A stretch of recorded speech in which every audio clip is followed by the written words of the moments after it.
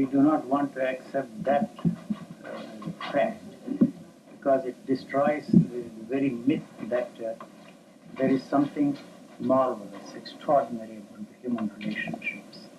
We are not honest, decorous, and decent enough to admit that all these relationships are built on the foundation of what do I get out of this relationship. It is mutual gratification. If that is absent there, to keep that relationships for whatever reasons, for social reasons or for other reasons, children, property, security, and all this, are part and parcel of the whole the relationship business that we are all trying to maintain. And when that fails, when that doesn't give us what we really want out of this relationship, we superimpose on that what we call love. So it is just not possible to have any relationship on any basis except on this. But the whole culture, for its own reasons, has created this situation for us. It has created the value system.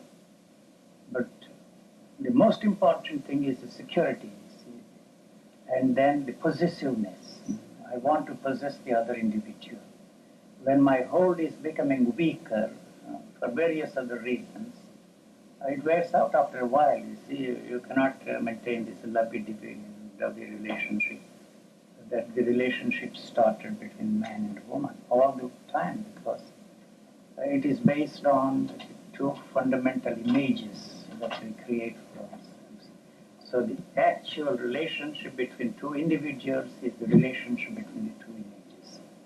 But your image is changing, and the image of the other person involved in your relationship also is changing constantly. But the demand to keep it in the same basis, the same image level, is just not possible. So when everything else fails, we use this final, the last card in the pack, and the marvelous romantic ideations around that thing called love. To me, love implies two. Wherever there is a division there, whether it is within you or without you, that relationship cannot last long. The relationships are formed and then the relationships are dissolved, and both of those things happen in the same frame, So that is really the problem. To me, you may think that I'm a very crude man, but if anybody talks to me about love, it is to me a four-letter word, Mrs. Right. That's the only basic relationship between a man and a woman. I go to the extent of saying that it is a social problem for us. You see what kind of a relationship you should have. In those days, even amongst Brahmins, it is not possible to marry unless you belong to the same subdivision there. And it was worse than racial stuff in those countries, even in those highly advanced civilizations. So the idea of maintaining I don't know what word we use, you see, they call it, I just don't get the right word, you see, to maintain the family traditions. What is tradition after all? It is the unwillingness to change with the changing things. When we are forced by the conditions, then we change a little, but yet, you see, the change is not in the interest of the mechanism of our thinking. I'm saying a lot of things. And I go to the extent of saying, unfortunately, we have blown this business of sex out of proportion. It is just a simple biological need of this living organism. This body is interested in only two things: survival and to reproduce one life. It's not interested in anything. But it has become a tremendous problem because the basic biological functioning of the body is has been has we have turned that, you see, into a pleasure moment. See, there is no thought, there is no sex at all. And the second problem here is it is not just the sex act that is important. You see, the build-up that is there, the romantic structure that we have built around it, the love play, this, that, and the other, is based on the build-up. So if you look at, say, a beautiful woman, for example, the moment I say that it is a woman, we have created a problem there. A beautiful woman. And then it is more pleasurable to hold her hand than just to look at the beautiful woman. It's more pleasurable to embrace her. It's more pleasurable to kiss her, so on and on and on. And this is the build-up that is really the problem. Here, the build-up is totally absent. Because there is no way, you see, this can be focused on any particular object. The moment you say that she's a beautiful woman, that is a cultural thing. Something happens there, that beautiful one opens her mouth, and for all you know, she has the ugliest teeth that any woman can have, let alone the beautiful woman. So you see, that has moved from there to here. And then something else, you see, her movements. So this is constantly changing. There is no way you can maintain this build-up.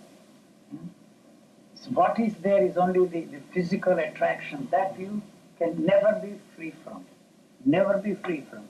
All those people, the saints, they are tortured with this to control that, you see. It is a natural attraction, but that natural attraction is something which you should not be condemned, you see. So you don't tell yourself that you are a God man, that you are a realized man, that you are an enlightened man, that you are a saint, and that you should not think these thoughts. See, that's really the problem there. They are not honest enough to admit that. So if a saint comes to me, or one who practices celibacy, I am very ruthless with them. You see, do you really mean to say that you never have a dreams, I ask you? And the second thing is to practice the celibacy in the name of your spiritual pursuit is a crime against nature. If you are impotent, or for some reason, if the woman happens to be a barren woman, that's a different story. But why you see this religious thinking of man emphasize this denial of sex as a means to a spiritual attainment? You see, because that's the way you can control people. That's the most powerful drive. By making sex dirty.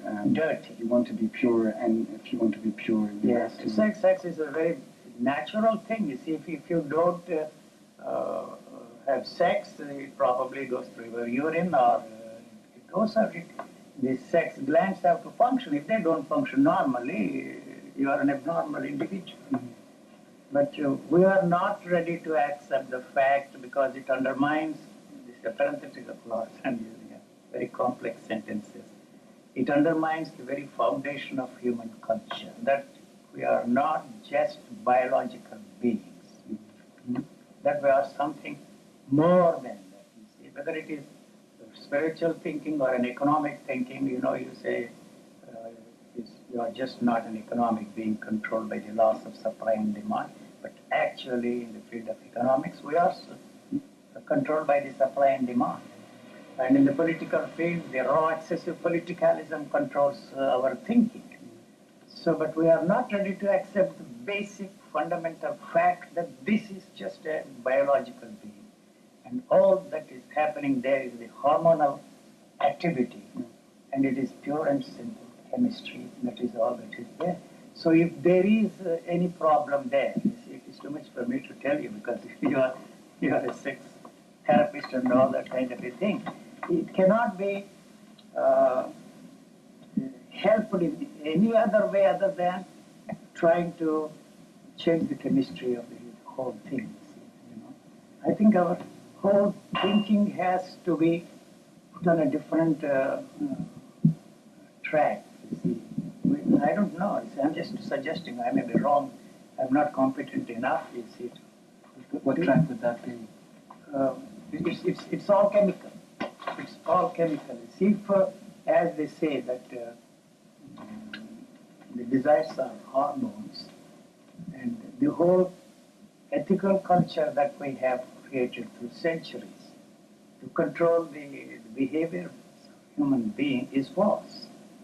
So desire cannot be false. Anything that is happening within this organism cannot be false. Let me see if I get you straight. I don't know if I made myself clear. I think so. I'm just checking. Are you saying that there will always be sexual desire even without thought? Because without thought there is no sex at all. There's no sex at all. At all. So where there's without thought there is nothing there. So thought is memory. Thought is, I don't know where you see this people made fun of me when I said these glands are inactive there. One of the most important glands there is the thymus gland. And when I discuss this subject with some physiologists or the doctors, they made fun of me. It's a dead thing. It's inactive. If it is activated through any external means, it will be an abnormal situation.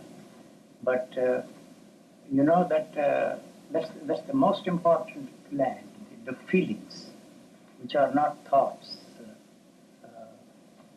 operate there. You see that is involved from the thymus. You see, the medical technology ignored that for a very long time. Any abnormal condition of that is considered to be an abnormality, and they tried, you see, to treat it as an abnormal condition. But when you reach the adolescent age, it becomes inactive. You see, then your feelings are controlled by the other ideas. You know? More by culture than by biology. Than by natural biology. Feeling is see, if you trip there, and you don't actually trip along with the man who trips over, but the whole of your being is involved in the tripping over. You see, that is the feeling that I'm talking about. But all the other feelings are emotions, you see, thought. You see. The distinction between feeling and thought is not really something to... It's artificial. It is very artificially created. It is cultural, you know. Heart is more important than the head and all that absolute poppycock. But when once you see this kind of a disturbance takes place in the hormonal balance of the human body through this catastrophe, through this calamity, through whatever you want to call it, and then this is not only this is activated, but also all the other glands are activated. And the pineal and pituitary glands are also activated. See, people ask me, why don't you submit yourself to medical technology? And why you are making these assertions? I am not selling these things, but what I have against the medical technology is that you want to understand the functioning of these things. Then once you have some idea how they are functioning, how the activation of these things will help mankind, you are not going to use it for the benefit of mankind. And that's the reason why you're not interested in... Not interested in that. If you don't accept what I am saying, it's fine with me. If you reject, somebody there talked to physicians, said, oh, this fellow is talking some absolute rubbish. Now volumes have been written on the subject of thymus in America. So I'm not claiming any special knowledge of these things, because the feeling, you see, is quite different from the feeling induced by thoughts, So the sex has to be put in its proper place as one of the natural functionings of the body. And it is mainly, solely, and wholly for the purpose of producing, reproducing, recreating something like this. It has no other place